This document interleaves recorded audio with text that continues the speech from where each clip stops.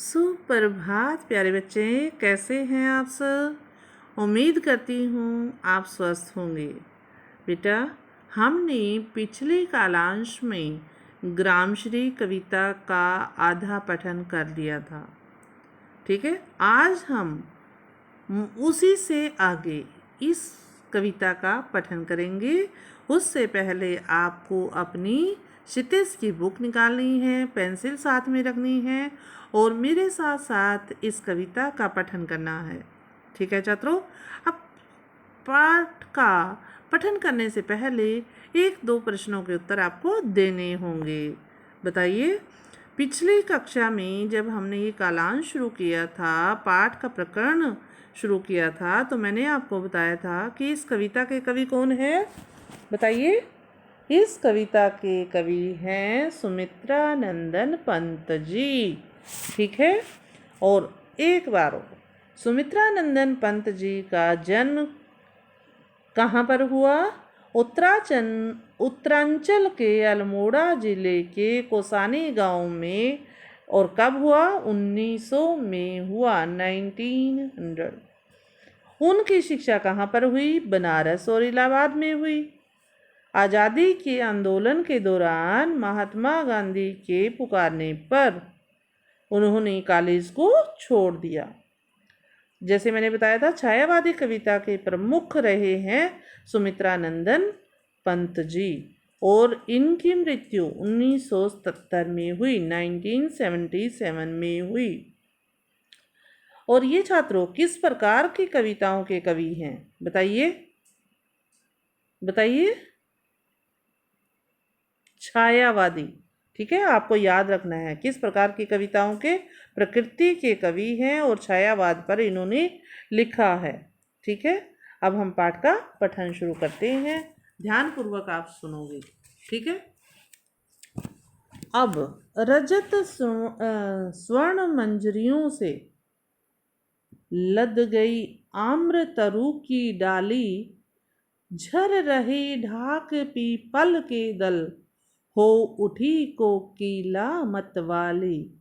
देखिए, अब रजत, रजत मीन्स चांदी, स्वर्ण मीन्स सोना, मंजरिया मीन्स आम के जो पौधे पर, पेड़ पर जो भोर आता है उसको बोलते हैं मंजरिया।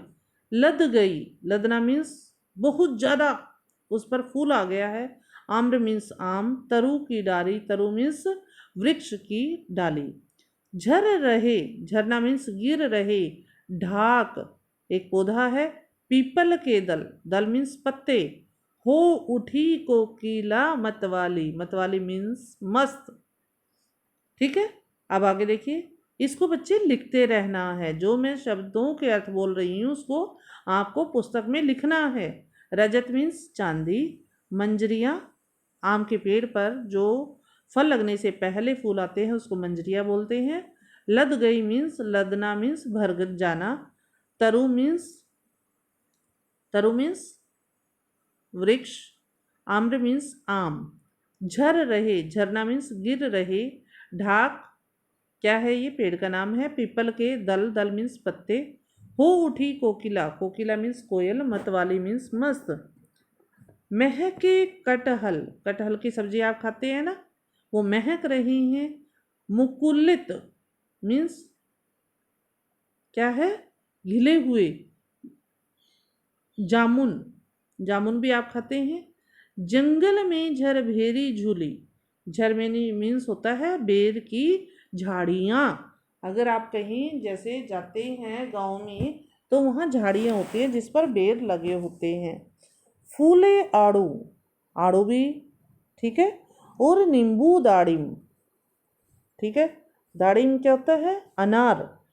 जैसे आपको आड़ू भी एक फल है, नींबू भी आपको पता होगा, और दाड़िम अनार। आलू, गोभी, बैंगन, मूली, ये आपको भी पता होगा, सब्जियों के नाम है। आलू भी, गोभी भी, बैंगन भी, और मूली आप खाते हैं सलाद में। ठीक है, ये था। एक बार दोबारा से सुनो। अब रजत स्वर्ण मंजरियों से लद गई ताम्र तरु की डाली, झर रही डाक पीपल के दल, हो उठी कोकिला मतवाली, महके कटहल मुकुलित जामुन, जंगल में झरबेरी झूली, फूले आड़ू नींबू दाड़िम, आलू गोभी बैंगन मूली। अब देखिए ये सारे लगे हुए हैं, आम भी लगे हुए हैं, सब कुछ। अब इसका भावार्थ सुन लें। बसंत ऋतु के आगमन के साथ ही आम, लीची आदि के पौधों में भूर आने लगते हैं और आड़ू, खुमानी आदि के पेड़ों में रंग बिरंगे फूल खिलने लगते हैं। किस किस के? आड़ू और खुमानी, जो प्रकृति की सौंदर्य में चार चांद लगा देते हैं। इन पंक्तियों में कवि कहते हैं कि आम के पेड़ की डाली डाली सफेद और पीले रंग के भूरों मीन्स मंजरियों से लद गई है। पलाश मीन्स ढाक के फूल व पीपल के पत्ते गिरने लगे हैं। यह सब देखकर कोयल भी मस्त होकर गा लेती है, क्योंकि कोयल कब आती है? अगर आपने सुना होगा, कभी ऑब्जर्व किया होगा, बताइए। जब पेड़ों पर आम के पेड़ों पर या कोई भी पेड़ है उस पर मंजरियां आती हैं, जब कोयल ज़्यादा मस्त होकर गाती है और बोलती है।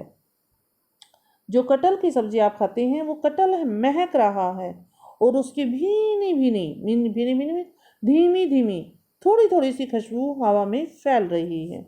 मगर जामुन अभी अध खिला ही है, जामुन पका नहीं है, आधा ही खिला है और जंगल में बेर की झाड़ियों में बेर झूलने लगे हैं। आड़ू, नींबू, दाड़िम के फूल आने लगे हैं। दाड़िम बच्चे मैंने क्या बोला था? अनार। और आलू, गोभी, बैंगन, मूली भी फूल रही है, मीन्स उनके भी फल आने शुरू हो गए हैं। उम्मीद करती हूँ आपको ये समझ आया होगा। अब अगले पद्यांश की तरफ चलते हैं। पीले मीठे अमरूदों में, अब अमरूद की बात आ गई है छात्रों, मुंह में पानी आ गया होगा आपके। अब लाल लाल चितियां पड़ी, चितियां मीन्स निशान पड़ गए हैं। पक गए सुनहले मधुर बेर, अब बेर भी पक गए हैं छात्रों। अमली से तरु की डाल जरी, अमली मीन्स आंवले। लह लह पालक, मह मह धनिया, पालक और धनिया। लौकी और सेम फली फैली, ये सेम फली भी देखिए। मखमली टमाटर हुए लाल, जो टमाटर हैं वो भी लाल हो गए हैं।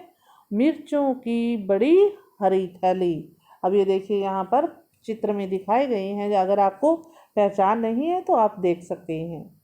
अब इसकी हिंदी सुनिए, कितना अच्छा चैप्टर है छात्रों। प्रकृति से संबंध को उपरोक्त पंक्तियों में कवि क्या कहते हैं कि अमरूद जो हैं वो पक कर पीले और मीठे हो चुके हैं, जिनमें लाल लाल चितियाँ क्या होती है? धब्बे या निशान पड़ चुके हैं। और बेर भी पककर सुनहरे और मीठे हो चुके हैं। बेर पहले क्या होते हैं? हरे होते हैं, फिर सुनहरे गोल्डन कलर के हो जाते हैं, तो वो मीठे हो जाते हैं। और आंवले के पेड़ में पास लगे छोटे छोटे आंवले के दाने ऐसे लग रहे हैं मानो किसी आभूषण में, आभूषण क्या होते हैं? गहने, जिसको स्त्रियां पहनती है, नग जड़ दिए गए हों। नग क्या होते हैं? जो उसकी सुंदरता को बढ़ाते हैं। पालक लहलहा रहा है, पालक भी बड़ी हो गई है और हवा के आते ही वो हिल रही है। और धनिया पूरे वातावरण में खुशबू बिखेर रही है। धनिया आपने देखा होगा ना, पुदीना और धनिया, इससे बहुत अच्छी सुगंध आती है छात्रों। लौकी और सेम की बेलें, लौकी भी और सेम भी बेल पर लगती है, हर रोज बढ़ती ही जा रही है। और टमाटर भी पककर एकदम मखमल जैसे लाल हो गए हैं। और मिर्च के पौधों पर लगी हरी हरी मिर्च तो ऐसे लग रही है मानो किसी ने हरे हरे थैले पौधों पर लटका दिए गए हों। ठीक है, ठीक है बच्चे, अब हमने 2 पढ़ लिए, अब आगे चलिए। बालों के सांपों से अंकित, अब आगे ध्यान से सुनना है, छठे पे आ चुके हैं छात्रों हम। गंगा की सतरंगी रेती, सुंदर लगती सरपत छाई, तट पर तरबूजों की खेती, अब तरबूज की बात आ गई है। अंगुली की कंघी से बुगले, कलंगी सवारते हैं कोई, तिरते जल में सुर खाब पुलिन पर, मग रोठी रहती सोई। ठीक है छात्रों, अब देखिए। बालू के सांपों से अंकित। बालू क्या होता है? रेत। गंगा की सतरंगी रेती, सतरंगी 7 प्रकार की रेत। सुंदर लगती सरपत छाई, सरपत मीन्स घास तिनके आदि, इसको सरपत को अंडरलाइन करके कर लो, घास और तिनके आदि। तट पर तरबूजों की खेती, ये तरबूज दिखाए गए हैं चित्र में, खेती है इनकी। अंगुली की कंघी से बुगले, ठीक है, उंगली की कंघी से बुगले, ये बगुले हैं। कलंगी मीन्स कलगी सवारते हैं कोई, तिरते जल में, तिरते मीन्स तैरते हुए जल में। सुरखाब, सुरखाब एक पक्षी है। पुलीन पर, ठीक है, पुलीन मीन्स तट पर। मगरोठी रहती सोई, कि पक्षी जो सोया रहता है। मगरोठी मीन्स वह पक्षी जो सोया रहता है। अब इसके भाव सुनो। इन पंक्तियों में कवि गंगा नदी के किनारे खड़े होकर गंगा नदी के तट पर फैली रेत और वहां पर रहने वाले पक्षियों को देखकर आनंदित है। इस पद्यांश में छात्रों क्या बताया गया है कि गंगा नदी के तट पर कवि खड़े हैं और उनकी रेत और उस पर चलने वाले पक्षियों को देखकर बहुत आनंदित हैं।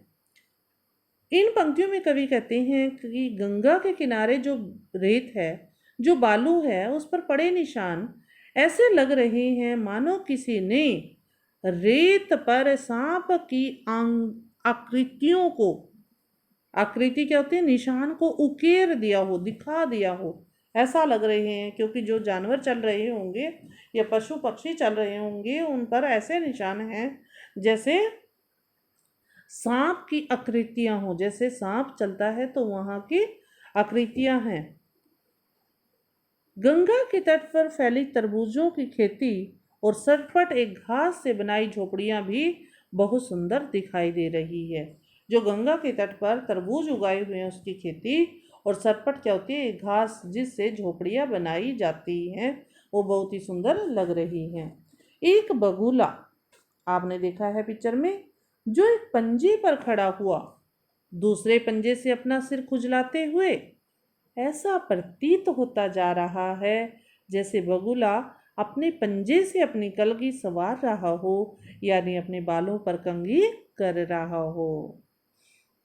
कवि आगे कहते हैं कि सुरखा पक्षी, एक पक्षी का नाम है जैसे मैंने बताया है, वो इसका नाम क्या है? सुरखाब पक्षी धीरे धीरे गंगा नदी के कम गहरे पानी में उतर रहे हैं, लेकिन मगरोठी पक्षी गीली रेत में सुस्ताया हुआ सा दिखाई देता है। ये मगरोठी भी क्या है? एक पक्षी है। तो ऐसा लग रहा है कि जैसे गीली रेत में उसको नींद आ गई हो। ठीक है बच्चे, अब हम अपने अंतिम काव्यांश की तरफ प्रस्थान करते हैं। इसको भी छात्रों आपको ध्यानपूर्वक सुनना है। बेटा पता क्या होता है कि आपको सबसे पहले इनकी हिंदी समझ आ जानी चाहिए। अगर आपको बच्चे इनकी हिंदी समझ आ गई ना, आप कोई भी क्वेश्चन कहीं से भी आए आप इसको कर पाते हो। ठीक है, मुझे नहीं लगता ये पाठ इतना आपको हार्ड लगेगा। अब सुनिए। हंसमुख हरियाली हिम आपत, आतप, हिम की आता है बर्फ, हंसमुख हंसने वाली, आतप मीन्स गरम। सुख से अलसाए ये सोए, भीगी अंधियाली में निशी की, निशी क्या होती है? रात। तारक सपनों में ये खोए, तारक मीन्स तारों के सपनों में, क्योंकि जब रात होती है तो तारे होते हैं, तारे का यहाँ पर किया गया है कि सपनों में सोए हुए से। मरकत डिब्बे सा खुला ग्राम, ठीक है, खुला ग्राम, ग्राम मीन्स गांव, जिस पर नीलम नभ आच्छादत, ठीक है, आच्छादन क्या होता है? छाया हुआ या ढका हुआ। नीलम मीन्स नीले, नभ मीन्स आकाश, आकाश कैसा होता है? नीला। निरूपम हिमांत में, निरूपम क्या होता है? जिसकी उपमा न दी जा सके वो निरूपम होता है। हिमांत में स्निग्ध शांत, स्निग्ध मीन्स बिल्कुल कोमलता से शांत, चुप। निज शोभा से हरता, निज मीन्स अपनी, शोभा मीन्स सुंदरता से, हरता मीन्स हरण कर लेता है, जन मीन्स मनुष्य का, मन मीन्स लोगों का मन। अब सुनिए, उपरोक्त पंक्तियों में कवि अपने गांव के हरे भरे सौंदर्य को देख रहे हैं। अब कवि कहाँ पर आ गए? अपने गांव में, और वहाँ की सुंदरता को देख रहे हैं जो उन्हें बहुत सुंदर दिखाई दे रहा है। कवि कहते हैं प्रकृति अपनी इस अकूत संपदा यानी फसल, रंग बिरंगे फूल, हरे भरे पेड़ पौधे प्रकृति की अचूक संपदा है से इन सब को देखकर कवि बहुत खुश है। और इन सर्दियों की धूप, अब सर्दियों की धूप का वर्णन है, हिम आपत मीन्स क्या होती है? सर्दियों की धूप में तो हरियाली सुख से कभी अलसाई हुई तो कभी सोई हुई दिख रही है, और इस हरियाली में पड़ी ओस की बूंदें तारों की भांति दिखाई दे रही हैं जो अपने सपनों में खोए हैं। इस हरे भरे गांव की हरियाली को देखकर कवि को कैसा लगता है कि मानो पन्नू हरे रंग का एक रतन होता है। पन्ना क्या होता है? हरे रंग का रतन, जिसकी अंगूठी वगैरह बनती है और लोग पहनते हैं, से भरा कोई डिब्बा खुल गया हो, जिसको नीलम की सी आभा देने वाले, नीलम भी रतन के नाम है, आभा मीन्स चमक देने वाले नीले रंग का आकाश, ठीक है, ढके हुए हों, यानी पन्नों से भरे उस डिब्बे को नीले आसमान ने ढक रखा हो। पन्नों का एक डिब्बा है, ठीक है, और ऐसा लग रहा है कि जैसे नीले आसमान ने उसको ढक दिया हो।